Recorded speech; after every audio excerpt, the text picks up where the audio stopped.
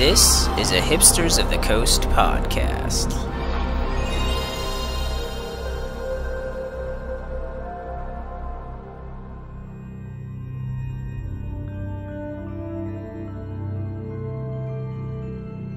This Doomed Travelers podcast is brought to you by Hipsters of the Coast, your destination for magic news, strategy, and entertainment.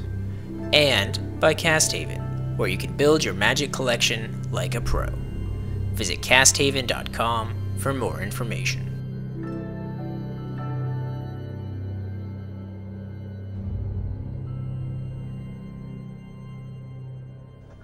Welcome to another episode of Doomed Travelers. This is a very special episode this week for the release of Dragons of Tarkir. This past weekend was the pre-release of Dragons of Tarkir, so I'm sure all of you got to your local game store or had more exciting things to do in the first weekend of spring. Joining me today are Dave McCoy and Brendan McNamara, who is our special guest because regular co-host Matt Jones is on his way to Paris this weekend, where he has something called an art show, or like a gallery. They're doing a thing. I don't understand any of that. So no, we're all very happy for Matt. This is his first solo show. It's a big thing, and we're excited to have Brendan here. Brendan, say hello. Hello, everybody. I'm glad to take Matt's place. Yeah, this is if it goes well, then Matt can just stay in Paris. Yeah, that doesn't sound like a bad deal for him. Yeah, right. He loves Europe, but his 60,000-inch TV is back here in the States, so he might be a little sad to be stuck over there. So Brendan is another writer for Hipsters of the Coast. He writes a weekly column called None Shall Pass Bombs. He's one of our limited experts on the site, has qualified for the Pro Tour, and is going to help us talk about the new limited environment that is upon us. And of course, Dave McCoy is going to also share his insights, having drafted the set now this past weekend. Was that a TDL draft or just a casual get-to-know-the-format draft? It was a post-release, or post-pre-release draft. We all just won enough packs to get an 8-man draft together. Gotcha. So did you draft the official format, or did you? Yes. Yeah, nice. We did Dragons, Fate Reforged. Is that the order it's in? I think it's. Yeah. Isn't it? Okay. Yeah, so Fate Reforged is last this time. Oh, wow. Yeah, okay. I feel like they wanted to take an opportunity at the end of this format to go back to do it the old way, where you have the small set last instead of first.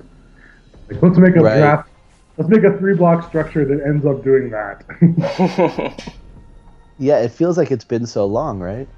Mm-hmm. Yeah, I think Scars Block. Did we draft Scars Block in the new order? I think that was the first one. Scars was, because you drafted New Phyrexia first. Yeah, that was weird. Yeah.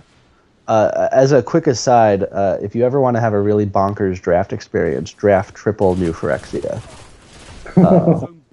Because every card is playable in every deck.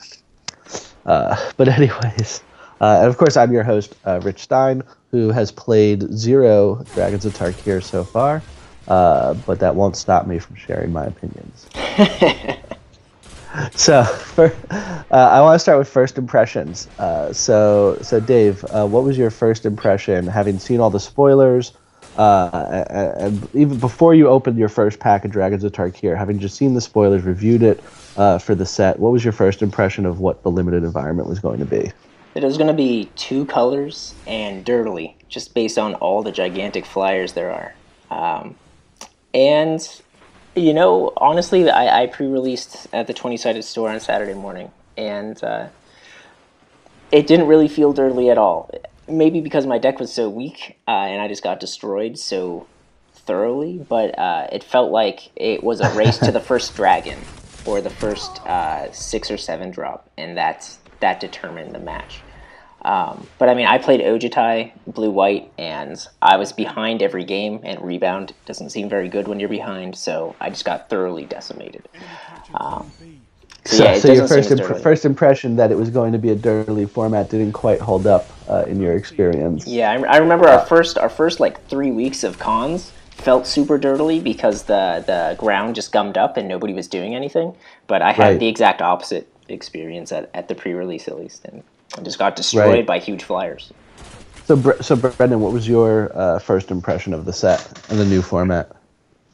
So looking at it going in before I had played, like it's obvious that they want you to be able to play dragons because it would be a failure if you couldn't play dragons in this format. So you have to be able to get to 6 mana and play big flyers.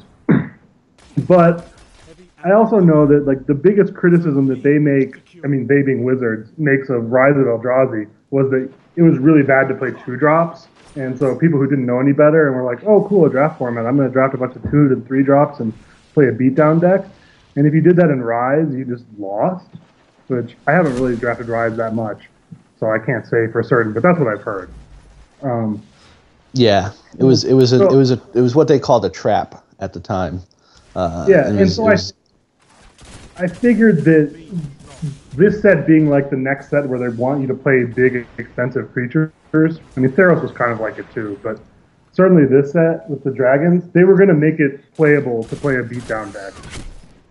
And so when I went into the pre-release, I picked Silumgar because blue-black forever. And I got a bunch of awesome blue-black rares. My foil one was Sidisi, which is incredibly good. And I had this Profaner of the Dead, I think is what it's called. It exploits the creature and you bounce your opponent's team with toughness less than its toughness, which is pretty good sometimes. I mean, sometimes it doesn't do anything, but it's still a 3.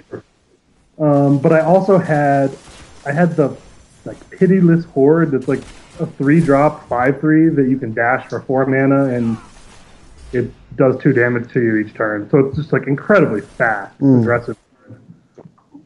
And I had that zombie mythic that like 4/3 that comes back from your graveyard. And so I had a bunch of really good cards. And you know, I didn't have like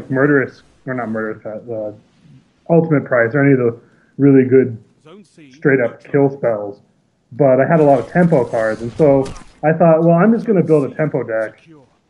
I've got this crazy 5/3 that I can just play, and then have those 0/4 blue creatures that you can exploit them to bounce. So they're basically just like a void snare that can also be a blocker if you need it.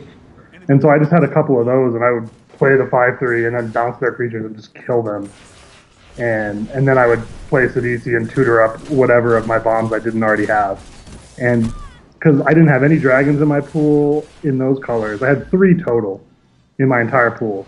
And I had almost no like hard removal. And so I just said, well, I'm going to try to go under people and play quickly and play tempo.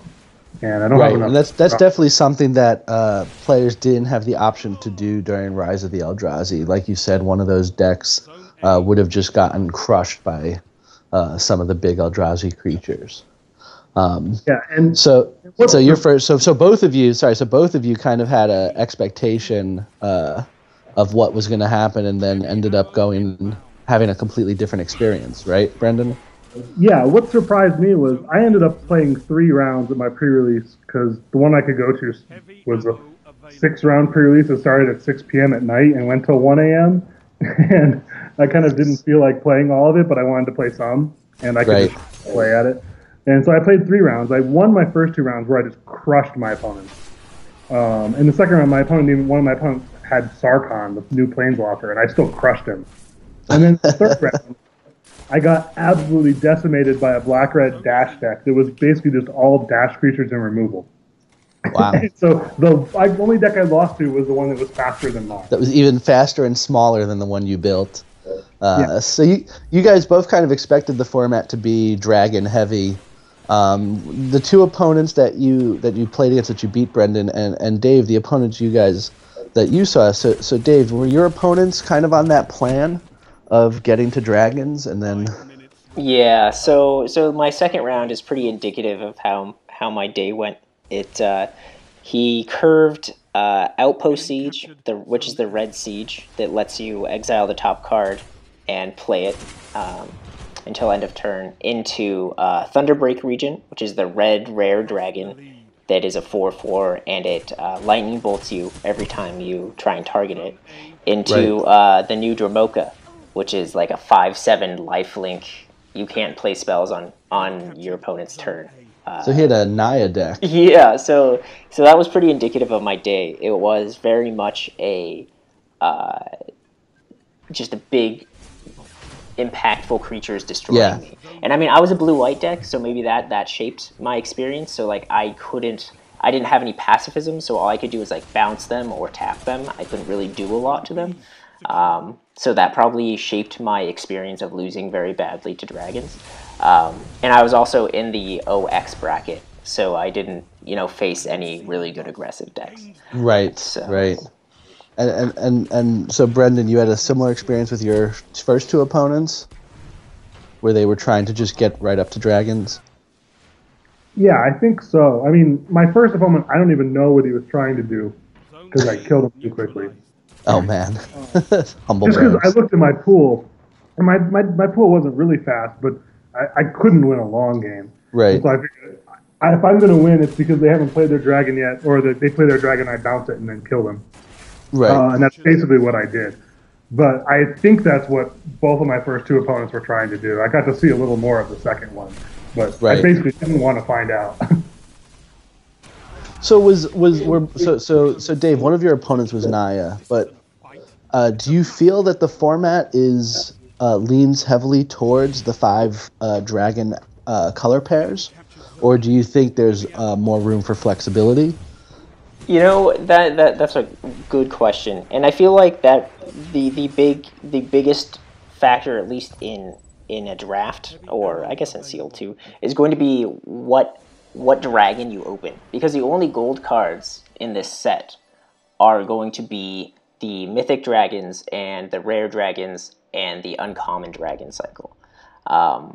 So I think if you open one of those dragons, that's going to force you pretty heavily into the allied pair colors. But I think a lot of these mechanics have enough synergy between them that there's nothing forcing you into the allied color pairs versus the enemy colored pairs. Like in cons, the strategy was to stay in an enemy color pair because it left you open to 2 different wedges. But there's nothing really forcing you to do that in this set, as far as I can see. There's enough strong cards in all of the colors that synergize with different strategies that you can play whichever 2-color combination you want, and then splash your big dragon. So. Right. Brendan, do you agree with that assessment that you could pretty much play any color combination and just have it driven by where your pool falls? Yeah, I think they definitely have made each of the 10 pairs, both the enemy and ally colors, work somehow. And especially once we get to a real sealed format where it's half Born or half Fate Reforged and half dragons. In Fate Reforged they have that cycle of the enemy color in commons, right, Harsh Sustenance and Grim Contest, and so I would imagine that some of that is still there. But I definitely think there is a dash deck and there's a bolster deck. Those 2 mechanics look very pushed, and they feel pushed to me. And I think if you're that would be the reason to play green-white, would be you have a bunch of ways to bolster, and you have things that start out as 2/1s and become flyers when they get counters put on them and stuff like that. And I don't think there's as much support for a blue-green morph deck anymore. Right. It's funny because I was looking at the Megamorph cards earlier, and of course they span all 5 colors. But blue and green are dominant in Megamorph, just like blue-green was a little bit dominant in Morph in Kanzatark here. So from that perspective, I think people might be inclined to try to force that kind of a deck.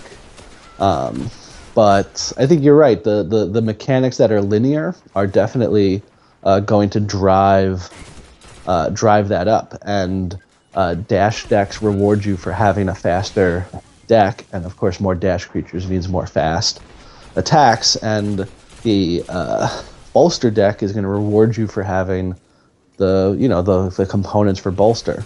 Rebound, rebound and ferocious, formidable, rebound, formidable, and exploit. Starts with an E. Exploit. Yeah. Exploit. Those aren't necessarily linear mechanics, right? In fact, if you have a lot of exploit creatures, it probably starts to become a problem of diminishing returns, because who are you going to sacrifice? Yeah, I had a lot of exploit creatures in my pool, and like the problem with them is most of them cost too much mana unless you're actually exploiting something. Like there's this 2/3 flyer that costs 3 in a black, and if you exploit, you get a Sign in Blood, so you draw 2 and lose 2 life. And right. I just had a lot of situations where it was like, well, I need a 2/3 flyer, and I'm just going to play it, but like I'm paying 4 and I feel bad about it. Right. And yeah. I had, like Sidisi or the rare, the rares I had to exploit, they either bounced their team or tutored a card. I happily exploited with those. But I feel like you don't want that many. Or right. You don't need that many, and if you have too many of them, you're going to have a lot of inefficient cards. It's one of those things that you really want to kind of, if you don't have a trick to combo it with, like Active Treason, you really just don't have a reason to go with it as a linear mechanic. So from that perspective, you could kind of roll black with anything. You're not really stuck with black blue or black red. You can do black whatever. But it's an interesting change from Khans drafting, and even from Fate Reforged with Khans. Do you think that, Dave, do you think players are gonna, especially newer players, are going to be confused or fall into a trap of forcing allied colors when something else is what they should be going with? So I can only speak from a Spike's perspective from that. I found that I really misunderstand casual and beginning players' perspectives. But from my expert point of view, having gone 0-12 in games yesterday, there doesn't seem to be a lot forcing you. Like, aside from those gold dragons, there's not a lot forcing you into those allied color pairs. It's very tempting, of course, especially, like Brendan said, like the linear mechanics build very well on top of each other. And so once you get a couple bolster cards, more bolster cards are only better. But the way that our draft ended up is half of us were in enemy colored pairs and half of us were in allied colored pairs, which was very interesting. I started out blue-black, but ended up in a black-white Warriors deck, which was the most ridiculous transition I've ever made in a draft. And then there were 2 blue-red players. There was a black-red dash deck that was Andy Longo's that he just destroyed me with. There was basically a mono-white aggro deck that I also got destroyed by. Wow. And I forget what color pair the 8th deck was. But it was interesting to me seeing that we were basically split half and half between allied and enemy colors. And the result of that, of course, was, as Brendan said, the enemy color cards, the gold cards, in the third pack in Fate Reforged go really late. There were 3 Harsh Sustenances, and I was the only black-white player, and I saw all 3, and I tabled 2 of them. So I didn't open any of them, and like almost all of them tabled. So I think we're going to see a very that people might just push enemy color pairs in order to get those cards in pack 3. Right. That seems viable. Yeah, and of course, you said the dragons are really the only thing pushing you into an allied color pair, but again, the dragons are only a single mana of each color, so they're perfectly splashable if you have any reasonable kind of fixing, especially out of a green deck, for example. So I think Brendan, do you think it's going to be a challenging format to figure out because of the wide open color combinations? Yeah, I think there's going to be. I think it's going to have an interesting growth of a format where I would guess that the aggro decks are going to be really good to start off with because they made them good enough to be viable, and that's always what. If there's a good aggro strategy, it usually does well early. Right. And the dash mechanic is really good, and it's really interesting. And if you're playing against someone that just has a bunch of dash creatures that are efficiently costed, like there's this red 5/4 that you can dash for 3 in a red. That's really cheap. You know, that's like better. Yeah. And that's like, kind of like that evolution is kind of like cons drafting, right? When Triple Con started, the Mardu decks were very popular, and the Abzan aggro decks were also very popular. And almost everyone had written off Sultai as a viable limited strategy. But as the weeks and months went on, it became clearer and clearer that there was a lot more going on with this draft format. Yeah, I think there's a lot of things that you can do. One of the most interesting thing I noticed starting off was I had a reduce in stature in my pool of my deck, and I didn't play it because I just thought, this is not really, I'm trying to be aggressive. This leaves a blocker behind that's going to chump block, and it really doesn't do anything against dash creatures. And then everything I lost to pretty much was a dash creature. And I wonder if things like people have said pacifism is not great because of exploit. I think it might not be great because of dash too. Right. And people are wondering, like, why would they reprint pacifism? They don't make removal like that anymore. And it probably is because it's not the strategy of just playing sorcery speed removal on all of your opponent's threats might not work that well. And so I think in order for their control deck to do well, or just a deck that has like 5 dragons in it and wants to survive to the point that they can cast at least 2 of them and win, is they're going to have to figure out what answers work best against what decks, and maybe pacifism isn't great. Maybe it's that. So, Dave, what do you think about pacifism then? Because I want to talk about cards that are good, better than people think, and cards that may be worse than people think. So let's start with pacifism. I think pacifism has a very high potential to be good, but is often not very good in this set. You can see gigantic bombs like the dragons that pacifism will be very good against, but some of these dragons also have static abilities that pacifism's not going to stop. Like Dromoka stops you from playing spells on your opponent's turn, and like pacifism's not going to stop that. But at the same time, pacifism's not going to stop the dash creature. It's not going to stop the exploit creature. It's really more of a niche card than it ever used to be, which is surprising because it's so powerful for just 1 and a white. So yeah, it's been very unimpressive so far.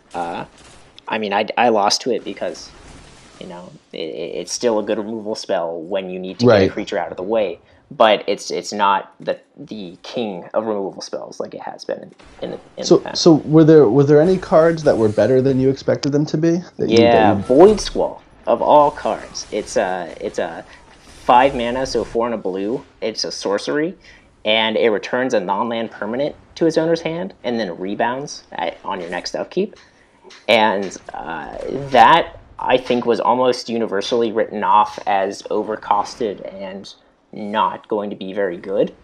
But what it turns out to be is kind of a time walk if you play it correctly. You bounce a Megamorph, and then they can't play it again the next turn because you're just going to bounce it again. And it just ends up being sort of a pay 5 mana to have your opponent waste their 5 or 6 mana. It was very interesting to see Void Squall overperform. Of course, it's very expensive, and you have to be alive at that point for it to work. But that overperformed every time I saw it in play. And Brendan, same question. A card that was more impressive than you expected it to be.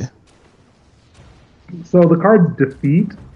It's like 1 in a black, destroy a creature with power 2 or less. I think is a really weird card, and I expected it to be pretty bad. just because it's sort of the same thing as debilitating injury, except you can use debilitating injury on a bigger creature, you know. Or like if you cast debilitating injury on a morph and they flip it up, at least their morph is smaller. Right. And if they flip over a glacial stalker or whatever, some large morph, then it just defeat doesn't do anything because the creature has more than 2 power. Right.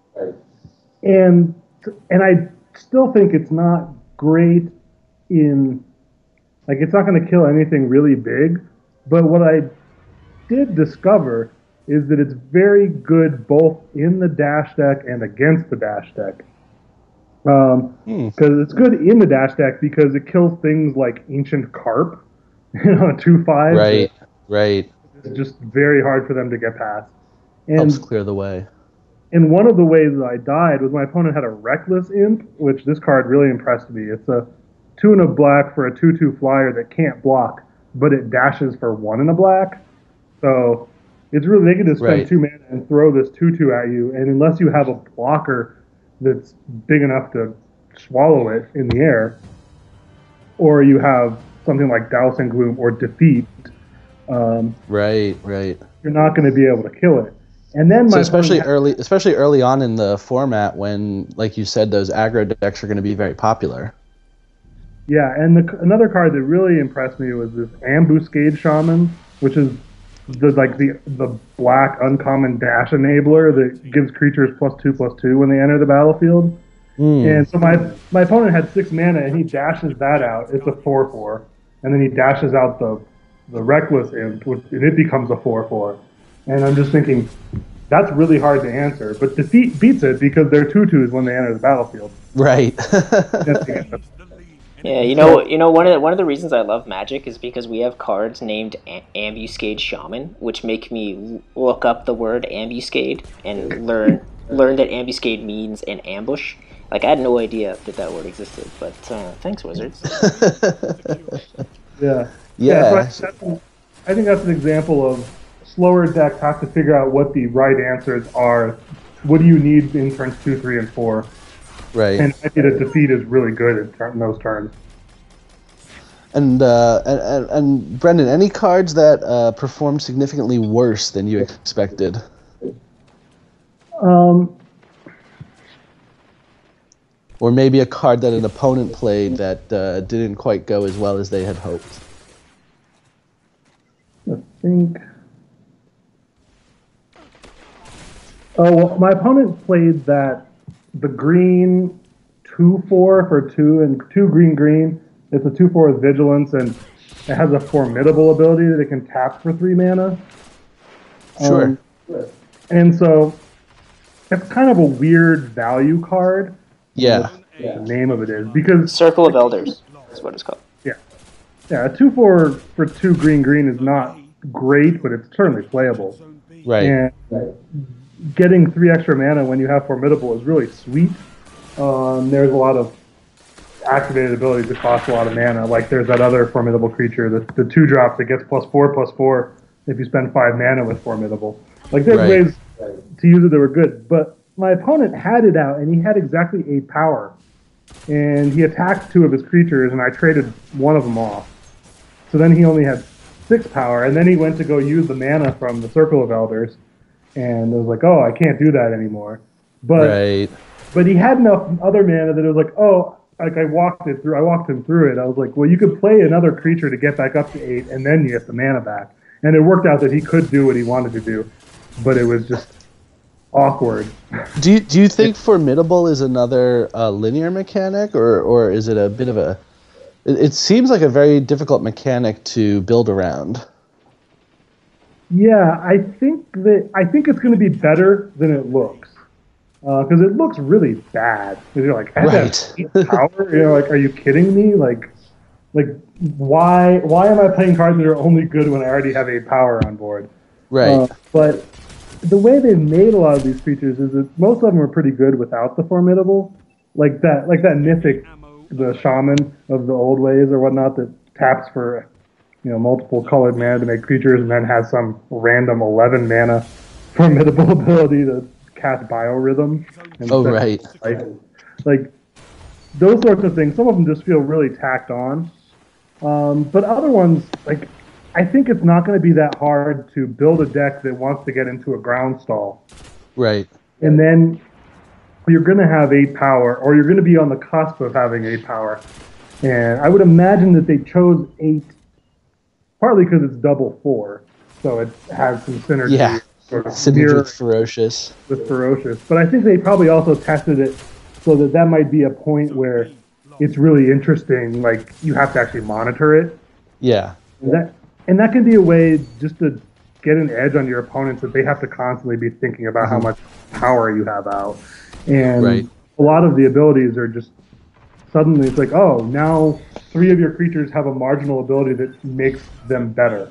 And right, and of course, and Formidable, of course, is an ability that goes really nicely with Bolster. So, the ability, and especially some of the instant speed Bolster effects. Kind of a interesting creature, the Biorhythm one. If we were to make a list of achievements for Dragons of Tarkir Limited, I feel like winning a game by activating Biorhythm would be a platinum achievement in this format. Would you, Dave? Would you build around that if you opened up Biorhythm Pack 1? Well, I think Formidable is a very interesting mechanic. I think Ferocious was very underrated when we first saw Khans of Tarkir. And similar to the slower decks, like, it's going to take us time to figure out what the key cards are. I think cards like Summit Prowler and cards like Whirlwind Adept only crept up in people's ratings of Khans of Tarkir commons because it was not immediately apparent that they were so key to Ferocious. But once that became apparent, they became so much better and much higher picks for people.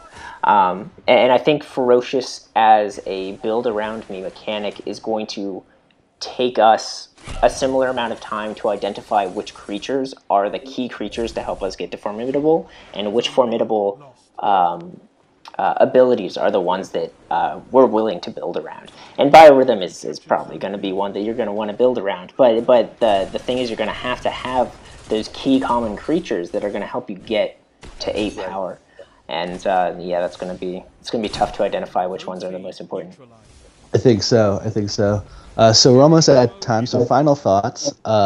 We're 2 months away from Grand Prix Atlantic City, which will be limited for Dragons of Tarkir and Fate Reforged. If you could pick one bomb to open up in your sealed pool in Atlantic City, Brendan, what is the one card you want more than any other card in this format? Atarka, I think. Yeah, straight up really, 8/8 flying trample. Yeah, I mean, pacifism is pretty solid against Atarka, but even then, you still got to shoot 5 damage somewhere. Right. Yeah. Dave, you also hoping to open up Atarka? I would not say no to Atarka. Is there anything you'd rather have?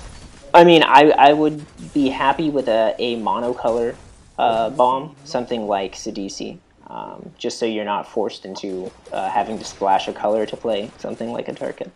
But man, winning a GP with Atarka would be awesome. I'm not gonna say no to that. I think I would be really excited to open an Alesha to get a solid Mardu / dash deck and just blow people out with that. Cool. All right, well, Brendan, thanks a lot for coming on and talking Dragons of Tarkir. And Dave, as always, thanks. And we're not streaming Destiny, so all I have to do is hit this hang up button.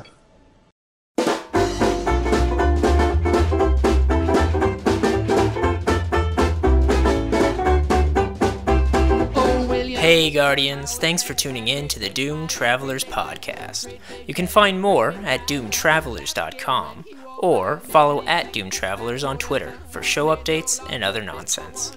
Make sure to subscribe to Hipsters TV on YouTube for videos of our previous episodes, and don't forget that you can find audio-only versions of the Doomed Travelers podcast on iTunes. For your host, Rich Stein, and Matt the Obliterator Jones, I'm David Bones McCoy. See you next time. Nothing past William Howard Taft.